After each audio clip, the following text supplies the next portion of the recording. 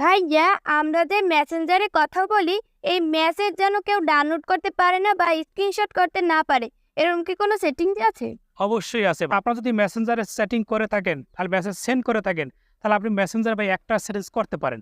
তাহলে আপনার মেসেজ কেউ ডাউনলোডও দিতে পারবে না, স্ক্রিনশটও দিতে পারবে না, ভিডিও কল রেকর্ডও করতে পারবে। তাহলে আপনি 100% নিরাপদ থাকবেন। যদি আপনাদের ফোনে যে মেসেঞ্জার রয়েছে এটাকে আপনারা ওপেন করবেন।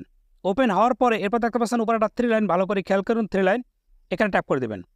এরপর দেখতে পাচ্ছেন পাশে একটা সেটিংসের মতো আইকন দেখতে পাচ্ছেন, এখানে একবার ট্যাপ করে দিবেন। এরপর দেখেন অনেকগুলো অপশন, একটু নিচের দিকে আপনারা যাবেন, যাওয়ার পর দেখতে পাচ্ছেন প্রাইভেসি অ্যান্ড সেফটি লেখা আছে, এখানে একবার ট্যাপ করে দিবেন।